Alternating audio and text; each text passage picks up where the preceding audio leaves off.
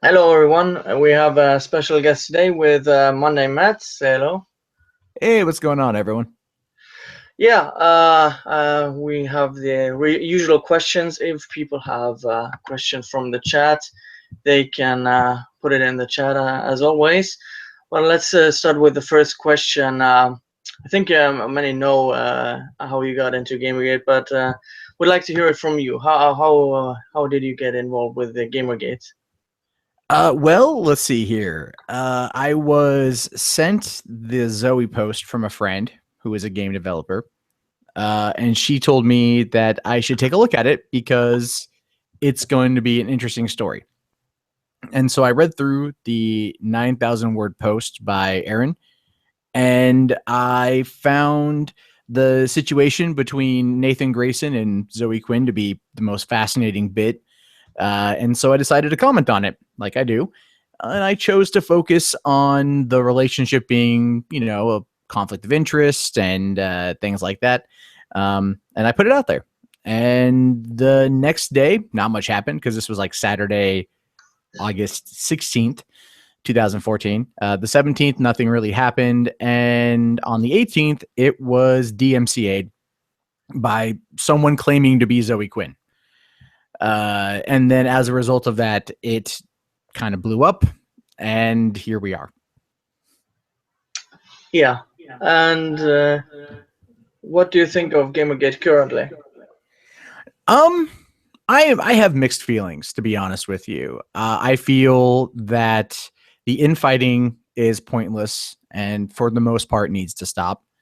Um, but the two camps that are currently, I guess you could say, infighting, the ethics only or ethics cucks, as some people like to say, and the GG revolt style. I think they're separating because there's a tonal shift. In essence, people like Sargon and myself believe that, for the most part, Gamergate as a whole accomplished its goals in terms of getting ethics in games journalism, people to have these disclosures, to update their ethics policies, and getting them to do that was one step. The other step is making sure they hold to them, and that's kind of the long-term plan. And as I've said before, when it comes to the concepts of social justice warriors, are kind of the same thing, like that authoritative left. They're two different like circles, two different groups, and they oftentimes overlap each other. So like I said, if you look at like a Venn diagram, right? You've got that center bit that's got the both sides coming together, which is where I think a lot of Gamergate tends to focus its particular attention, is that's that center part of the diagram. Whereas in reality, ethics doesn't really have uh, an ideological background. It's not pushing an agenda. It's this being fair, objective. And that's what people want from their press, because here's the thing: is a few years ago, gaming, and this is coming from Milo just on the Rubin report the other day, and he said it great. Gaming was an enthusiast press, right? It was an enthusiast press. Now it's turning into a trade press because it's the biggest entertainment medium on the planet.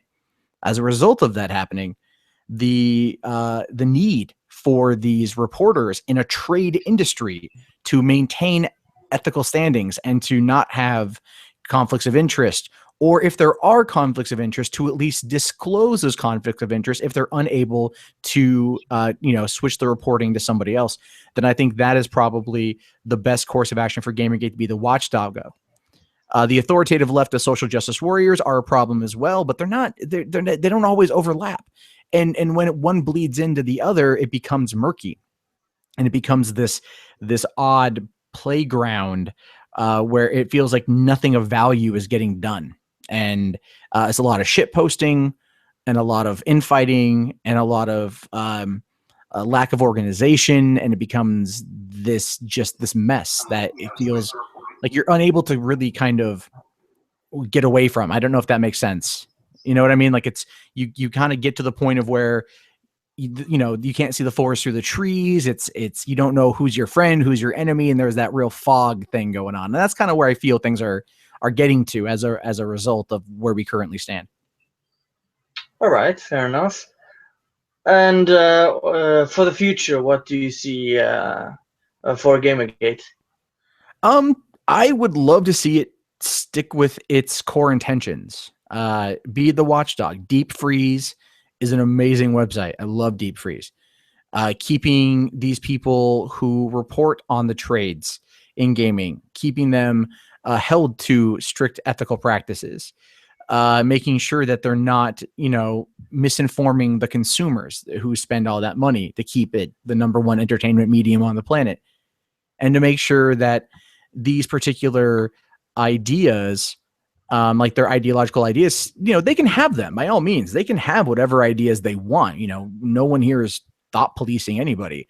But when that takes paramount or precedence over the article, right? When they're pushing that idea and they're using gaming as the way to do it, then you get into the whole kind of unethical bit, and that's when you get the overlap again. But I think it being a watchdog primarily is the best course of action for it to stay around. Do you think it's gonna morph into something else? I think it already has, and that's why we're seeing the conflict right now. I think it already has. Gamergate, in the beginning, a lot of it was born from the Chans, and the Chans have an entirely different way of doing things than a lot of people realize. And I love Chan culture. I do. I think it's hysterical.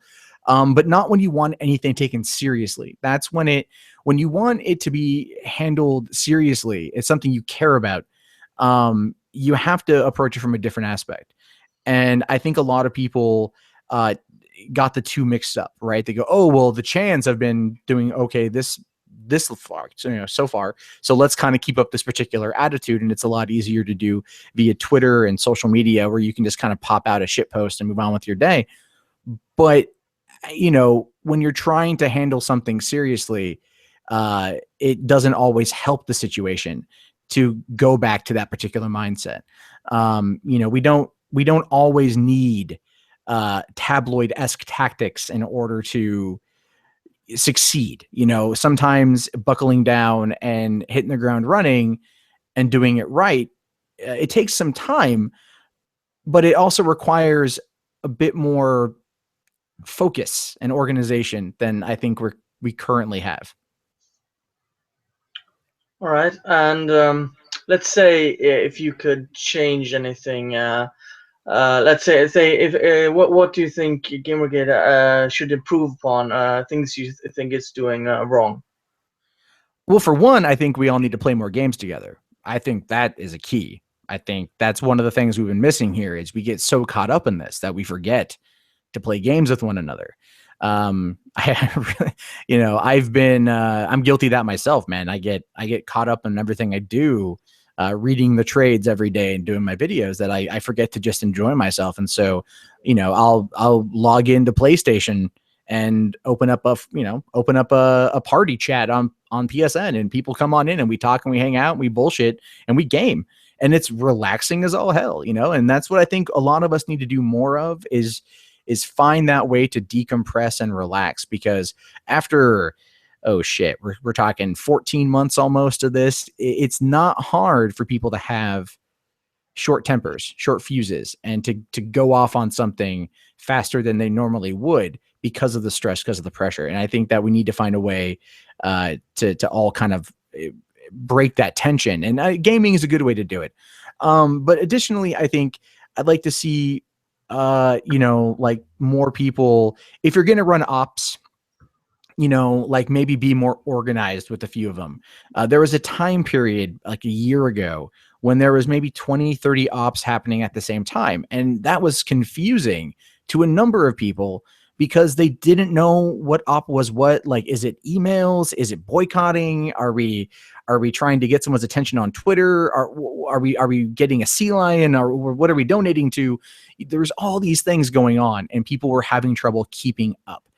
And I had suggested, using the wrong term. I said council. Council was the wrong term, but some form of organization, and that didn't go over very well. And I think I didn't explain my idea properly at the time, but people didn't like it, so I dropped it, moved on. But I've always felt that some form of organization would definitely benefit us in the long run in terms of obtaining our goals. All right. And what do you think so far GamerGate has been doing right? Keeping around. That's the key. I mean, people have come, people have gone. Kotaku in Action is over 50,000 people, subscribe to that. That's fucking insane. The tag has dropped usage, but it's also not going to trend anymore. Twitter has outright blocked the hashtag from trending.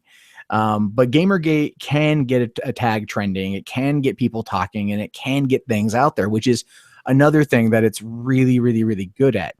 And especially when it comes to things that deal with better ethical practices or better reporting in games journalism. I mean, look at Airplay. Airplay was a clusterfuck to an extent. However, in the aftermath of that, the SPJ looked at what Koretsky did and said, you know what, hey, like this idea of having an SPJ video game journalist award show, that's a fantastic fucking idea, right? Because, and I said this too in the beginning, is that we need to spend the time very much rewarding those people and drawing focus to those people who act ethically, right? A lot of what we do is completely mired in negativity. We look for the shit to point out. We look for the things to call out. And the only reference, and this is an example of the other side doing this as well, maybe kind of put it in perspective, is Anita Sarkeesian down at that event in Australia said everything is sexist, everything is racist, everything is homophobic, and she has to point it all out, right? We'll take that same concept and flip it. And that's kind of, in essence, where Gamergate currently is just that these things that happen, we have to point them out. And so it becomes this issue of, I think, just kind of getting, that's what I'm looking for here. I just think actually, I kind of lost my train of thought, so I do apologize for that. I had a point I was trying to make. But I think the point you're making is because Gamergate was born in such should I say, controversial matter, that most of the time we think of the negative stuff. Yeah, thank you. I lost myself completely on that one. Lack of caffeine today. But yes, no, we were born out of controversy. We were born out of negativity, and we've been there because we've had a lot of shit dumped on us. And so it's very easy to get stuck in that mindset. And so propping up the journalists that do well, I think, should be a key point of action, like focusing on Tech Raptor and Games Nosh and Niche Gamer and Lewd Gamer even, they do some good work. I mean, some of these sites can be promoted, and it's not just going after Kotaku or Destructoid or IGN or Rock Paper Shotgun or, Giant Bomb or Polygon.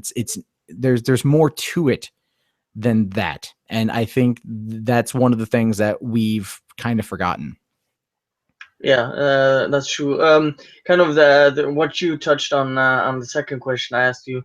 Do you think there's any way we can resolve the ethics only thing and what appears to be the other side of Gamergate? I don't know.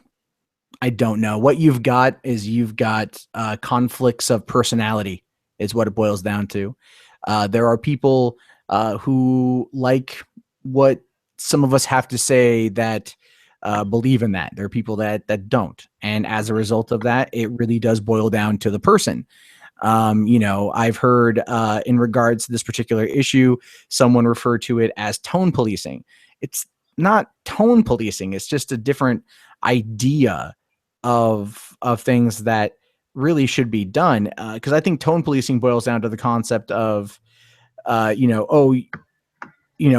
your tone or be the thought police here. It's not like that. It's my approach on it's not like that. At least I think that it should be ethics only. If you're using the tag ethics only, and that's, but I can't stop anyone.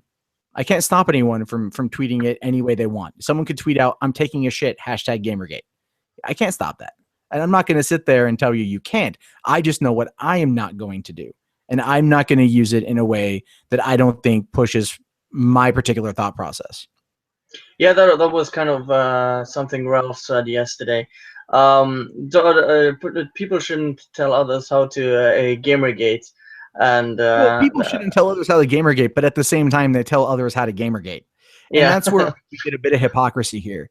Is a lot of people that I've seen, especially coming out of places like GG Revolt, they act a certain way, but they say something else, and it very much can turn into this, if what feels like a fucking witch hunt, right? And if you look at the attack of GG Revolt against Sargon right now, it looks like a fucking witch hunt.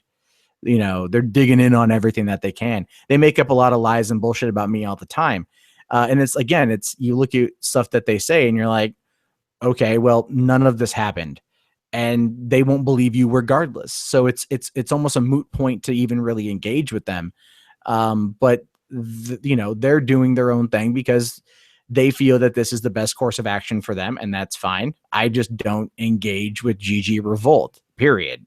I try not to if I can avoid it, because I don't like the tactics that they use. But again, they have absolute control over what they tweet, what they type. All I know is what I can only do what I do. Yeah, Ralph also said something. You probably got enough criticism for things you said or things you've tweeted or anything like that.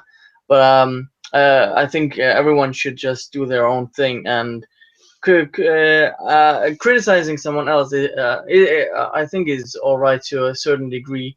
Always be critical, but just go outright insulting someone else and telling them how to gamergate, basically, it would be a wrong approach. Yeah, I think so too. I think so too. We've gotten to a point where when there's very little happening on either the ethical front or the social justice warrior front, depending on how you perceive it, people tend to look inward. And when they look inward is when they tend to find faults.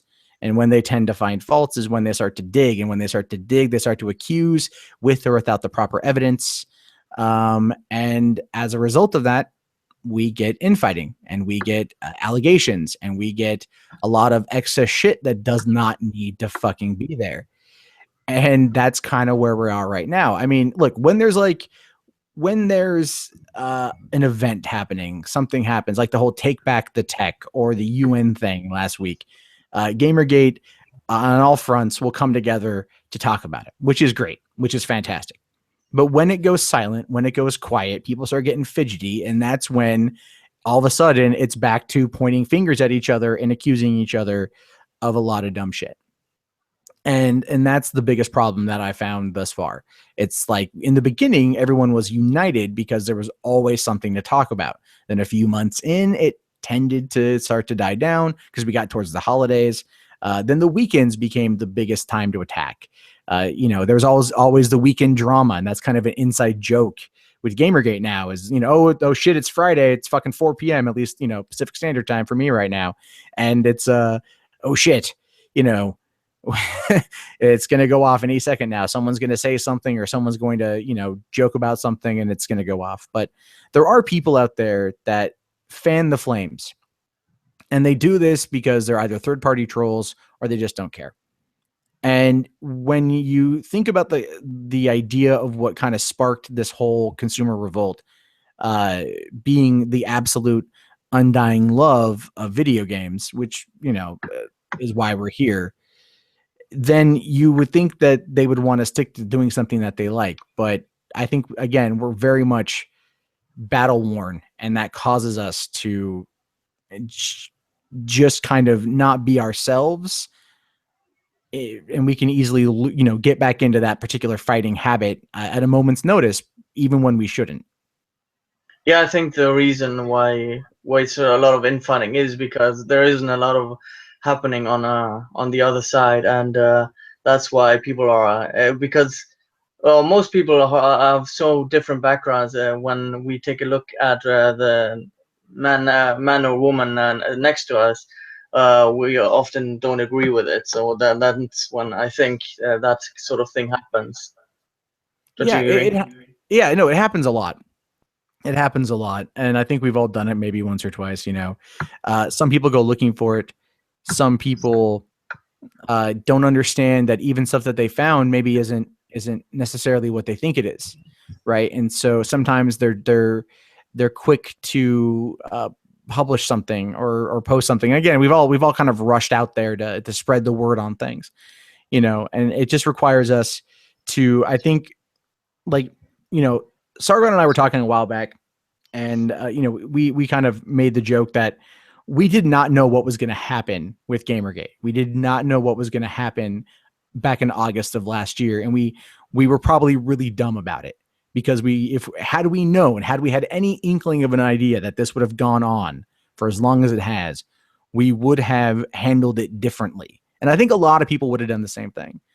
But we can only learn from the past. We can only learn from our previous situations and mistakes and victories, and then grow as a result of that. I feel that at this moment in time, the growing has stopped. Things are somewhat stagnated, and that's what's causing a lot more of these issues to come forward.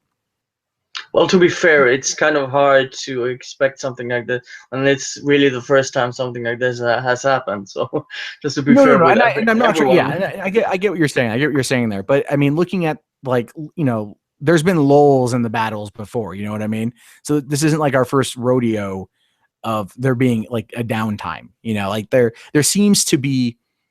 There seems to be a new event happening roughly every week, right? There always is. Something happens with gaming and social justice shit, or feminism, or the UN Council being, oh my God, retarded.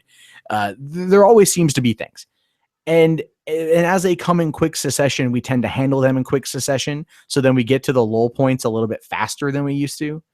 And also the fact that a lot of people that were really big in the beginning have started to kind of drop off, right? So you're not getting as many voices, perhaps. You're not getting as many people coming into the discussion. I mean, remember when Sargon used to do the Gamergate Tea Time, and he would bring in people for a couple minutes, for a few hours, right? And like have them talk about what's going on. When's the last time he did that? Like, because a lot of those people maybe are still around and they're still watching, but they're not as vocal, they're not as active. And you can see this with the fact that the Gamergate tag has started to lose a bit of its luster. Still gets used quite a bit, but it's not getting 40, 50,000 uses a day anymore. So as a result of it starting to slow down, and I think some people are afraid of it dying, right? I think some people are absolutely afraid of it dying, and like any event that happens, some people might have, I think, wrapped their entire identity around what Gamergate is, at least to them. And if it dies, they might think that part of their identity dies along with it. And that's why, it's good, like I said, in my opinion, to maybe put it down for a hot minute and go play some games with some friends, or do something else that would, kind of revitalize you, regenerate, reinvigorate you, and then let you come back to it maybe a little bit more refreshed, and then not looking at it as like, this is my diehard identity, but something that I just believe in. I got a question at the beginning from Beat of the GGs. Do you think the hashtag should be used for the non-gaming games related parts of the overall culture war? No, I don't. Any reason why? As I said earlier, yeah, it boils down to the concept that we came into this under the guise of ethics and games journalism. It's what has been destroyed. The tag itself holds a certain connotation. People argue the concept of PR. PR has been fucked from the beginning. There's no point of trying to protect it. Blah, blah, blah, blah, blah. I look at it like, no matter what, it should still be its own thing. You know what I mean? It's when you start mixing it all together, it becomes muddled. And that's where it becomes confusing. My particular brand of OCD is very itemized, which is where this particular mindset comes from. I like things in a list, in a box, in a place where I know where they are. And that's one of the reasons I look at this as well. But logically, using Gamergate to talk about ethics and gaming is the best choice. And that's just because it keeps people focused and on the same task. It's when it starts getting into other areas, we become mixed up, become confused, and it gets to these problems. Do I have another name for a tag? No. Do I think, I don't have any of that information, because I try not to, I'm not trying to do it for anybody else. I haven't really thought of it myself. I just don't tweet out those kind of situations underneath the hashtag unless I feel that there's a direct correlation. But I think that, and again, my personal opinion, you are free to do whatever you want. I think that the tag itself should simply be used for the gaming and ethics only. All right. Is there any incident that you think was big in your opinion when it comes to Gamergate? Something or unraveled or discovered which you thought was very important? Not just your video, but something else regarding ethics, which you thought was a very good find. Yeah, interestingly enough, I you know, like I read, I skim through the feeds for like Polygon and Kotaku and Rock Paper Shotgun because I do my own digging and I look for stuff myself. And every time I come across a Nathan Grayson article, and every time there is disclosure in that article, I get happy because I feel that that's a victory every single time. Every time I read a Destructoid article and there's a disclosure in it, I fucking get giddy because that is us. That's what we've done. We've gotten that, right? And a lot of people were wanting journalists to get fired. They were like, we need to fire these people. And I'm like, really? Is that like, are we moved past the point of allowing people the opportunity to change their ways? Are we, you know, to explain to them that this has been a problem? Career ruining tactics and life ending tactics, that's SJW shit. And if we go into that mindset, if we go in with that mindset and in with that, right, from right off the get-go, from right off the bat, from any conflict of interest or lack of disclosure, if we hit it like that, how are we any fucking better than them? Right? How are we any better than them? And I've seen so many people take up the mantle of we just need to fire all these fucks. And I'm like, but does that make us any better than them? Is the next boss going to be any better than the old boss? Right? You have to give them a chance to change. Is it perfect? No. Have there been ethical disclosures? Absolutely. Have some people still fucked up? Yes. And then when that happens, Gamergate catches it, and then they tell them, and more often than not, it at least to some degree gets fixed.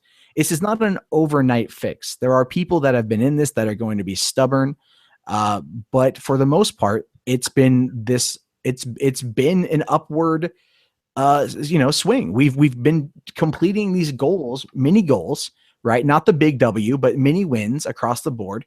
And that's been helping. So yeah, I don't really have like an exact moment that I think has been this particular, a divisive moment, but I think there's been many smaller ones that have really kind of added to the, this is why we're here mentality. I got a question from Ian Davis. I don't know how long you want to keep this answer, brother. No, I got like another 15 minutes or so. Okay, should we focus on atheism next, since Steve Shive seems to be trying to push feminism again? Hey, that's for the atheist community, man. That's for the atheist community. If they want to go after him, look, I agree with Milo with what he said about the atheist community. I get bored with them very easily because it's the same argument over and over and over again.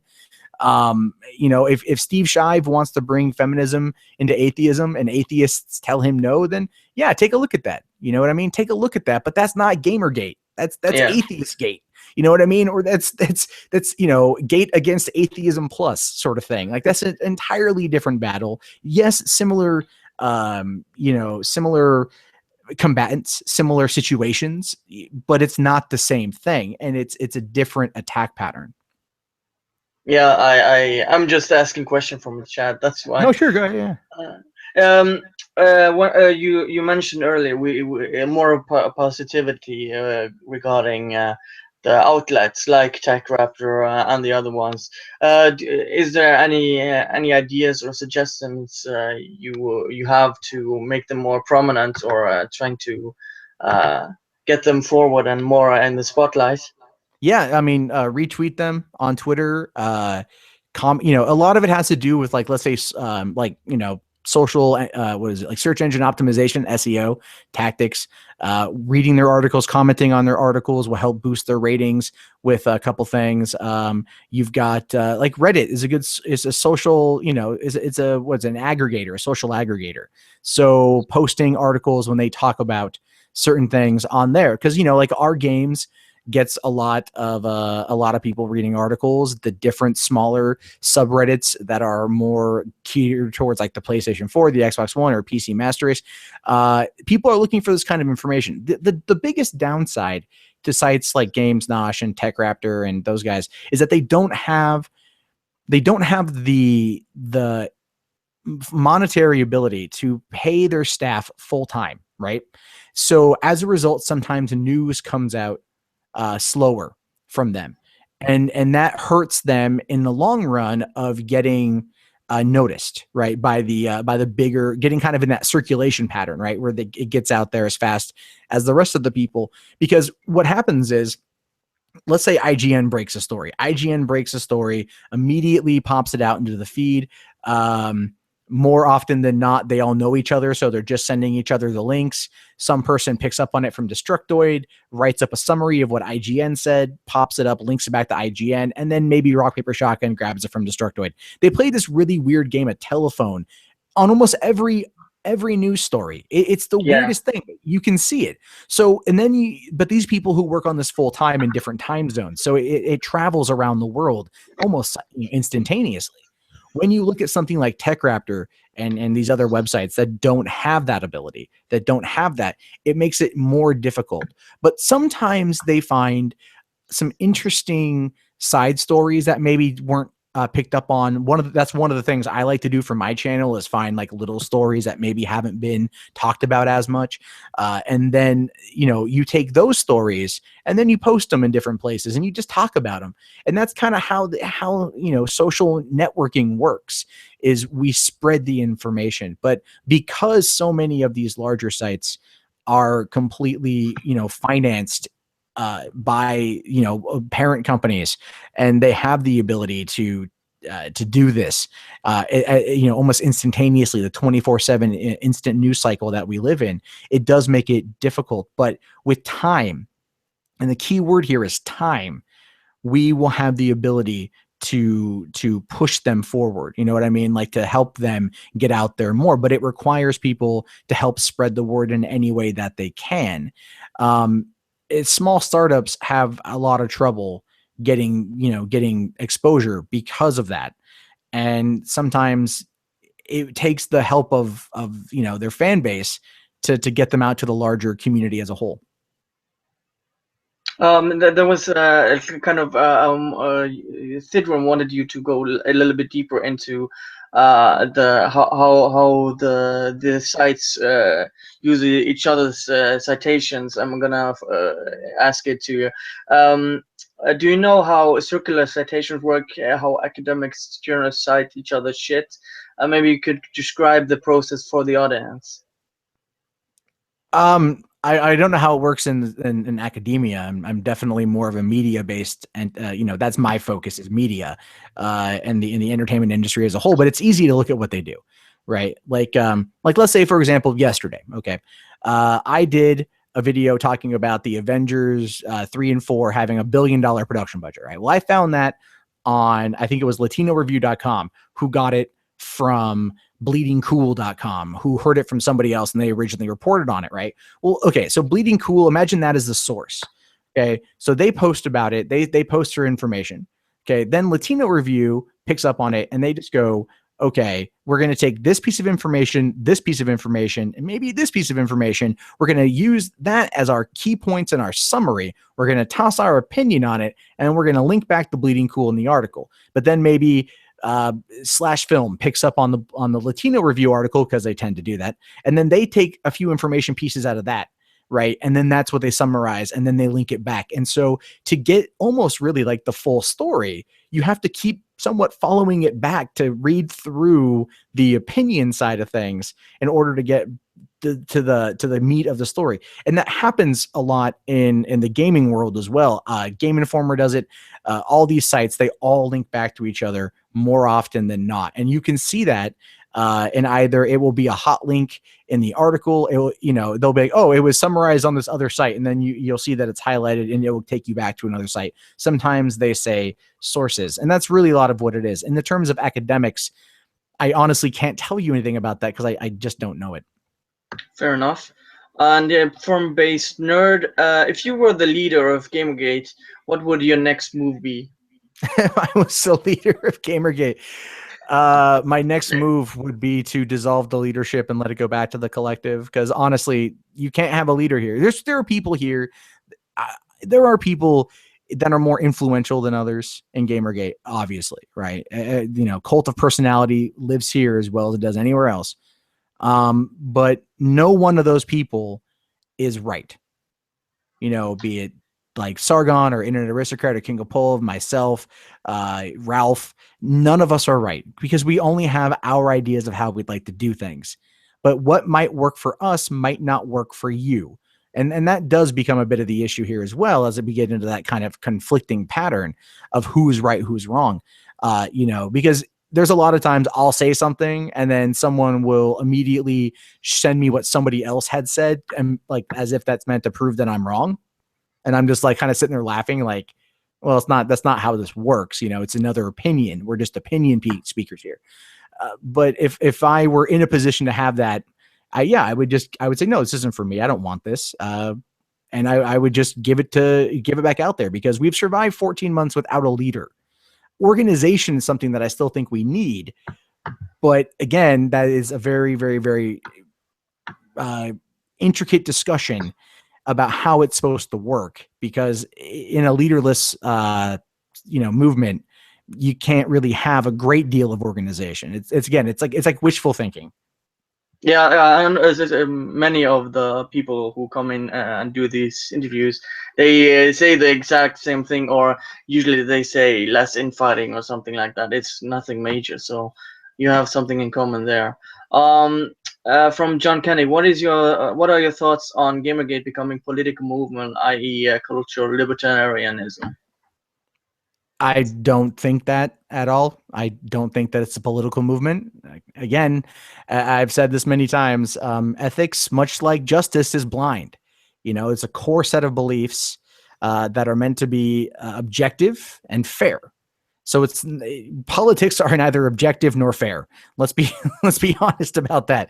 And so in the process, or in the prospect of being a movement, it wouldn't work because movements or political movements have somebody running. Would you want somebody like me or Sargon or Ralph or John Kelly or Thedrin or Neardrin or King of Pole or Internet Aristocrat or anybody else running for political office? Because we'd have the exact same problem we would have when discussing a potential leader. It would be, no, this person doesn't represent my views. Well, I don't want them to be the leader of this. I don't want them to be out there being the front runner, because it's so many different people that operate in different political spectrums that it's not a right wing, organization like many publications have tried to claim that it is. It's not a left wing organization. It's nothing. It's a group of people. And when it comes to the concept of a group of people becoming a political party, someone still has to run it. And that's where we're going to run into problems. And that's going to really, again, it's going to bring about the whole fucking who's going to be the leader, who's going to be the co-leader, who's going to be this person, this person, this person. It's just, in the end, it's not worth it to even entertain for humor's sake. Yeah, fair enough. I know you have limited time, so I'm gonna maybe take one more question. Yeah, and one more. In the meantime, when I see something, when you said how we can support Tech Raptor, do you think they could also stand out more if they did more, let's say, editorials or opinion pieces? And do you think that would make them stand out more? I think it would. I know they do a fair amount. They do a fair amount because I have them in my feeds as well. Again, it boils down to the concept of, who's the first to the party sort of thing for popularity on the internet. It's very rare for stories to break and then to have a small thing end up rising to the top. What if I were them, what I would do is I would have a person or people, search what's going on and then do quick recaps for Twitter or for social media. And then when they have more time, do a more in-depth coverage of it. It's not the easiest thing in the world to do. A lot of it is similar to what IGN does. They kind of like do news briefs throughout the day to give you kind of updates, and then at the end give you a full recap. But I think that might be a good way of getting people to at least go to them first for the news, and then they can get the updated information when they have more time. I guess, does that make sense? Yeah. I have a kind of short question, which I know. What is your favorite pizza? And please don't say pineapple because people get triggered. Pineapple? No, come on. I mean, my mom is Canadian, but I don't like Canadian bacon and pineapple. My personal favorite. I was referring to Brianna Wu, by the way. Oh, I'm unfamiliar with that particular. Oh, no. I know that one. Pizzagate. No. Pizza. Yeah. Oh, that was a weird night. I came home from work that night, and all of a sudden I see all these tweets from people saying like, MundaneMatt likes Pizzagate, and I was like, wait, what the fuck is going on? Like, I don't know. And then I said something stupid, and it got blown up in my face. But no, I like combination pizza. I like a bit of everything. You know, I'm an omnivore, so give me pepperoni, give me sausage, give me olives, onions, green peppers, tomatoes, cheese. I'm happy. All right. Doesn't seem to be any real questions. I'm gonna let it if there's anyone. But is there any like big statement before we close this stream down? Is there anything you want to touch on before we close down? Yeah, but first, my question to the audience is: have you all turned off that pesky ad block? Come on, you gotta do it for things you like. No, you know, the thing is, at the end of the day, GamerGate is a collective of people. From multiple religions, multiple cultures, multiple political spectrums, multiple ideas. We bicker, we fight, we don't all agree. That's going to happen. My hope for the future would be, we can find a way to coexist or just not talk, really. I look at places like, as much as I like Chan culture, I don't have a lot of respect for GamerGate Revolt because it was created as kind of an antithesis to GamerGate HQ. So GG Revolt to me is more of a shit posting board that is just full of a few people that are really out to do nothing more than cause trouble. And at this point, 14 months in, we don't really need people on the interior causing trouble. If you want to win this thing, you gotta be ever vigilant of what's going on in the world, but don't turn on your allies. That's the best way to go about it, in my opinion. But if you think what you're doing is right, I can only tell you if I agree or disagree, and then you're still your own boss. So, my opinion is only worth pretty much as you want to give it with a grain of salt. That's it. All right, I have the last question before we close. Favorite hashtag within GamerGate? Like, I think we mean like not just like or kind just of a shit tag, like a posting. side tag? Yeah, shit posting or just a sub tag. I'm not like a huge shit posting person. I don't do a great deal of it. I always really, really liked Not Your Shield. I always loved it. I don't see it as often these days, but I've always respected people in it. I've always felt that it was probably the best thing to come out of GamerGate in terms of people talking on Twitter, because you see people always pushing, to speak on behalf of women and minorities in these posts on these websites. And then you get those people saying, like, I'm Newton, bitte. No, no, you don't get to speak for me. I'm not your shield. And I think that was a great tag. And I get mad when I see stuff like the whole thing with Tim Schafer doing that whole bullshit with the sock puppet at the GDCs and all the other shit. Because for all these people that talk about gender inclusion and racial inclusion and all this diversity shit, they have absolutely no problem shitting on those people the second they don't serve their narrative, right? And that's one of the things I've always felt was probably the best and most important side tag to come out of GamerGate was that. All right, fair enough. I'm not gonna keep you. I know you have real life stuff to do. I want to thank you for coming on. I know you're a busy guy, so no, thanks for having me. Appreciate it. Yeah, it's been a while. It was my birthday last time we talked, so and I think it was almost 9 months ago. So yeah, it's been a while. Yeah, I don't go on many streams. I pretty much just don't do it. But I need to get more back into it. That's what it is. Yeah, fair enough. I appreciate you coming on, and yeah, thanks everyone for coming by, and see you guys next time. Bye.